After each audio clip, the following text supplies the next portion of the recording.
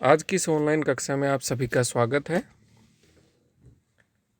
इस वीडियो के माध्यम से आज हम बीए फर्स्ट ईयर के टॉपिक डॉक्टर भीमराव अंबेडकर जी, जो कि भारतीय राजनीतिक विचार को महत्वपूर्ण स्थान रखते हैं, उनके ऊपर चर्चा करेंगे। दोस्तों, पूर्व के वीडियो में हम उनके दलित उद्धार संबंधी विचार देख चुके हैं, उनका सामान्य परिचय देख चुके हैं। आज के इस वीडियो के माध्यम से हम अंबेडकर की राजनीतिक स्वतंत्रता और राष्ट्रीय एकीकरण के संबंध में जो विचार हैं उनकी गहन विवेचना करेंगे, उनका विश्लेषण करेंगे।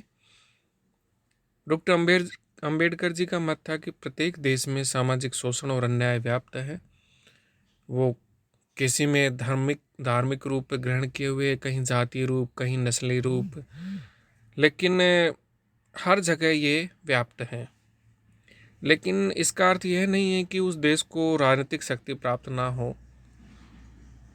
तो ये उनके कुछ मुख्य विचार हैं जिनका हम आगे जा कर के और व्यापक तौर पर विश्लेषण करेंगे। तो दोस्तों,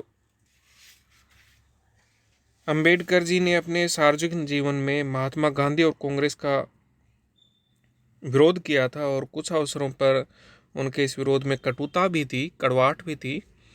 लेकिन इस आधार पर उनके देश प्रेम और राजनीतिक स्वतंत्रता के प्रति जो उनकी निष्ठा थी, उस पर संदेह नहीं कर सकते, और ऐसा संदेह करना औचित्यहीन होगा।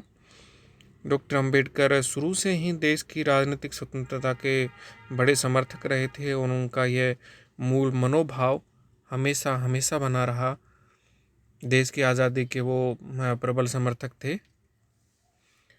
1916 में डॉक्टर अंबेडकर ने एमए अर्थशास्त्र की परीक्षा के लिए जो शोध प्रबंध कोलंबिया विश्वविद्यालय में प्रस्तुत किया था, वह लगभग 7-8 वर्षों बाद the evolution of provincial finance in the British India शीर्षक से प्रकाशित हुआ। और भीमराव जी ने इस शोध प्रबंध में 2 सिद्धांत प्रतिपादित किए थे। पहला तो यही जो आप स्क्रीन पर देख पा रहे हैं कि प्रत्येक देश में सामाजिक शोषण और अन्याय व्याप्त है। दूसरा ये कि इसका अर्थ यह नहीं है कि उस देश को राजनीतिक शक्ति प्राप्त ही नहीं हो। फरवरी 1942 में बम्बई विधानसभा की एक बहस में बोलते हुए डॉक्टर अंबेडकर ने कहा था कि मेरा झगड़ा कुछ मामलों पर सवर्ण हिंदुओं से है, और मैं शपथ लेता हूं कि अपने देश की रक्षा के लिए अपना जीवन न्यौछावर कर दूंगा। तो उनमें राष्ट्र प्रेम की जो भावना थी वो कूट कूट करके भरी हुई थी। लेकिन सवर्ण जो हिंदू थे उनके प्रति उनके मन में थोड़ी कड़वाहट जरूर थी। वो भी इसलिए क्योंकि वो अपने आपको श्रेष्ठ मानते थे मानसिक तौर पर, और असमानतापूर्ण आचरण किया जाता था दलितों के साथ। तो इस कारण से अंबेडकर जी का उनके प्रति गुस्सा था, क्रोध था। डॉक्टर अंबेडकर ने 1942 के भारत छोड़ो आंदोलन का विरोध किया था, और गांधी जी द्वारा संचालित इस आंदोलन को अनुत्तरदायित्वपूर्ण और पागलपन भरा कार्य बतलाया था। लेकिन इस प्रसंग में इस बात को ध्यान में रखना होगा कि भारत छोड़ो आंदोलन का विरोध तो उदारवादी नेता तेज बहादुर सप्रू और हिंदू महासभा के नेता वीर सावरकर द्वारा भी किया गया था। यह देश की स्वतंत्रता का विरोध नहीं था, यह तो देश की स्वतंत्रता के लिए अप्लाई जाने वाली जो पॉलिसी थी, व्यू रचना थी, उसके संबंध में उनका विरोध था। डॉक्टर अंबेडकर न केवल प्रबल देशभक्त वरन राष्ट्र की एकता को बनाए रखने के भी बहुत बड़े समर्थक थे। कुछ पक्षों द्वारा कहा गया है कि अंबेडकर ने भारत के विभाजन और पाकिस्तान के निर्माण में रुचि ली, लेकिन वास्तव में अंबेडकर के संबंध में इस प्रकार के विचार को अपनाने का कोई आधार नहीं है। देश के विभाजन के संबंध में डॉक्टर अंबेडकर का विचार वही था जिसे कुछ महीनों बाद नेहरू और पटेल ने अपनाया था। विचार यह था कि यदि भारत की राजनीतिक समस्या का अन्य कोई विकल्प नहीं है तो हमें पाकिस्तान स्वीकार करना ही होगा। प्रारंभ में वे देश के विभाजन के विरोधी थे, और उनका विचार था कि कोई विभाजन नहीं वरन मुस्लिम लीग का अंत और हिंदुओं तथा मुसलमानों की एक सम्मिलित पार्टी की स्थापना हिंदू राज के भूत को दफनाने का एकमात्र प्रभावदायक मार्ग है। लेकिन अंत में वो इस निष्कर्ष पर पहुंचे कि जहां तक मेरा संबंध है, महत्वपूर्ण प्रश्न केवल यह है कि क्या मुसलमान पाकिस्तान लेने के लिए दृढ़ निश्चयी हैं, या पाकिस्तान उनके लिए केवल एक नारा और बदली हुई मनोस्थिति है।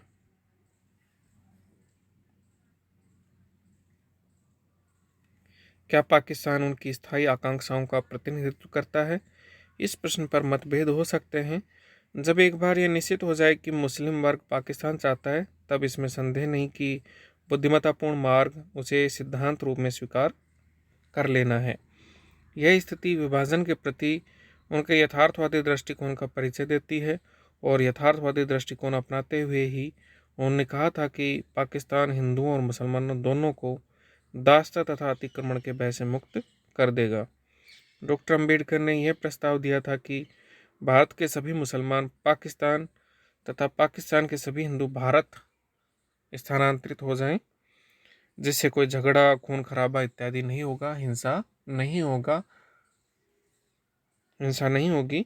लेकिन डॉक्टर अंबेडकर की इस बात पर किसी ने उस समय ध्यान नहीं दिया था। भारत के अन्य कुछ राजनेताओं के समान ही डॉक्टर अंबेडकर भी ऐसा सोचते थे कि एक बार भारत का विभाजन हो जाने के बाद देश की एकता को पुनः प्राप्त किया जा सकेगा। 1946 के अंतिम दिनों में उन्होंने कहा था, मुझे ये कहने में कोई हिचकिचाहट नहीं होती कि जिस लीग ने देश के विभाजन के लिए आंदोलन किया है, कुछ दिन पश्चात जब जागृति आएगी, यह सोचना प्रारंभ कर देगी कि हर प्राणी के लिए संगठित भारत ही अच्छा था। कहने की आवश्यकता नहीं कि उनका यह विचार यथार्थवादी से बहुत दूर था और एक व्यवहारिकता से बहुत दूर था। डॉक्टर अंबेडकर द्वारा देसी रियासतों को जो परामर्श दिया गया, उससे भी यह स्पष्ट है कि डॉक्टर अंबेडकर राजनीतिक एकीकरण के प्रबल समर्थक थे, और सन 1947 के मध्य में उन्होंने देसी रियासतों को परामर्श देते हुए कहा था कि रियासतों को अपनी प्रभुसत्ता भारतीय संघ में मिला देनी चाहिए।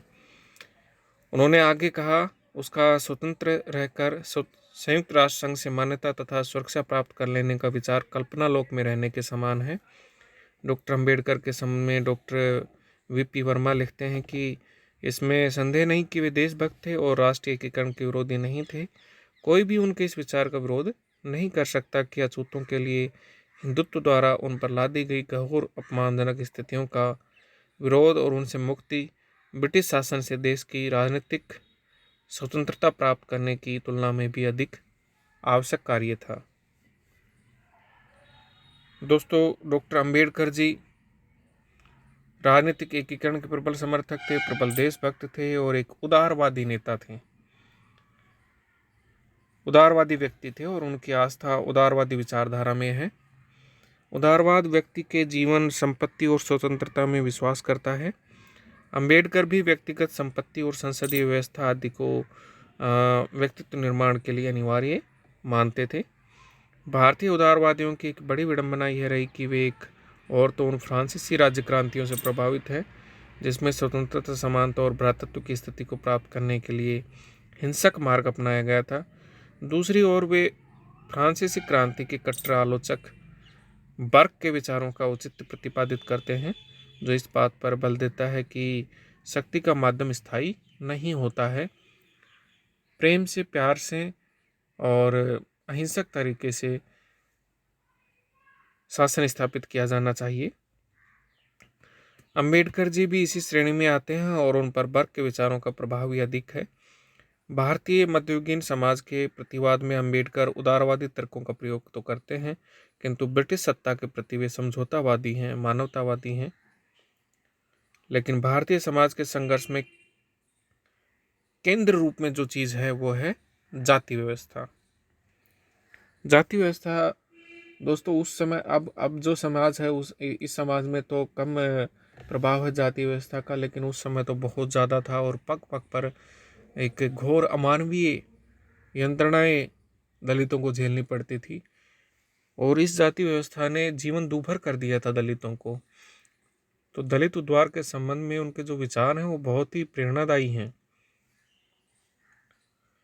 अंबेडकर दलित वर्ग के सामाजिक पैगंबर है, लेकिन वे अपने संघर्ष को पूर्णता प्रदान करने के लिए भी उसे वर्ग संघर्ष के साथ नहीं जोड़ते। उनके संघर्ष का लक्ष्य दलित जाति के लिए सत्ता में भागीदारी प्राप्त करना मात्र है। वे अपने लक्ष्य की प्राप्ति में ब्रिटिश राज के साथ जुड़ गए हैं। वे पूंजीवाद और सामंतवाद के आर्थिक आधार पर आक्रमण नहीं करते। इस प्रकार उनका संबंध न तो समाजवादियों से और न ही साम्यवादियों से। वे तो बिल्कुल उदारवादी हैं। उदारवादी होना डॉक्टर अंबेडकर की स्वाभाविक नीति भी है। उनकी शिक्षा दीक्षा अमेरिका और इंग्लैंड में हुई, और एक विशेष बात यह हुई कि भारत में रहते हुए तो अंबेडकर जी को पग पग पर अपमान और अमानवीय स्थितियों का सामना करना पड़ा, लेकिन अमेरिका और इंग्लैंड में ऐसी कोई स्थिति उनके सामने नहीं आई। स्वाभाविक रूप से उन्होंने इस विचार को अपनाया कि उदारवाद पर आधारित पाश्चात्य व्यवस्था स्वतंत्रता, समानता और भ्रातृत्व तथा व्यक्ति के रूप में सम्मान में विश्वास करती है।